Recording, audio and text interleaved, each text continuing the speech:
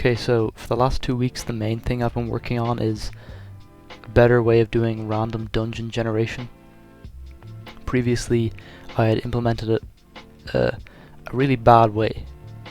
It was like a route of rooms that you follow and complete through, but the system I did for it is not flexible at all. So adding new rooms into the mix took way longer than necessary. So this time I decided to just completely redo it and kind of just take a look at other games and what they did well, and how they did it. So I was looking at the Binding of Isaac and how they did that generation.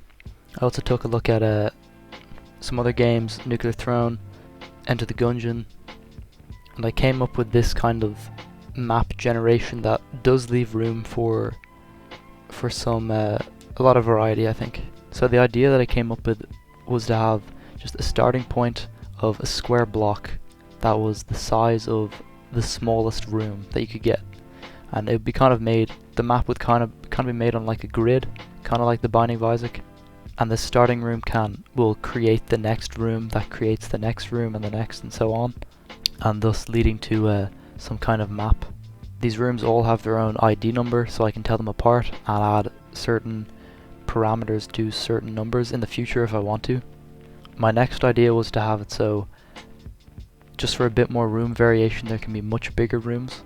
So if there's 4 rooms close together, it will automatically make that into a huge room, which are these yellow blocks you can see.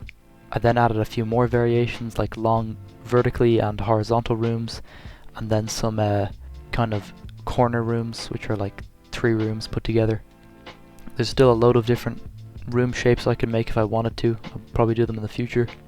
The next thing I wanted to focus on, which I thought would be pretty cool, would be to have seeded generation. So basically, if you don't know what that means, it means you start off with a seed, which is like a bunch of numbers and letters. From that data it creates the map, and it's the exact same map every time, as long as you use the same seed.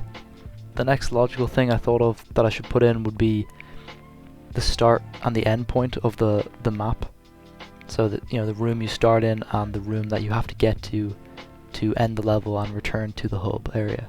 I don't want to make these maps too big because there's going to be 2 of them in each level. If you don't know, the way my game works is there's the hub of the level, and then there's different doorways you can go into that will transport you to these dungeons. And when you beat the dungeon, you transport back to the hub area. Previously there was going to be 3 different routes or different dungeons that you'd go into, but now I'm just going to make it so it's 2, and they're just slightly bigger. There was still a lot of cleanup to do, and didn't really feel like, these colored blocks didn't really feel like a map, so I went ahead and did some new room sprites and images. There's still no collision on any of these, but they're just giant blank rooms, basically just blank canvases that I can use to make just a whole load of different room layouts. I've only added 1 new room layout to the game right now, and that's just to showcase one of the new features to rooms, which is the spike trap. I know it's pretty standard.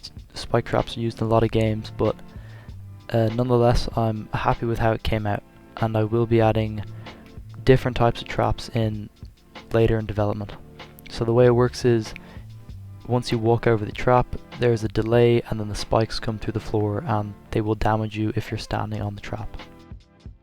Something which I've teased in the Discord, which if you're not in already, you should probably join if you're interested in the game, link in the description, is the new cyber enemies. These are basically just beefier versions of existing enemies. I'm not going to reveal anything now, but there is they kind of tie into the story of the game. But I think that's about everything for this devlog. I'm slowly working on the level 2 boss, doing some animations for him, but I felt like this was necessary to do because this is dungeon generation is a very important part of the game. So subscribe to the channel if you want to see more about the game, join the Discord, leave a comment on your ideas, and like the video if you want. Thanks. I'll see you next time.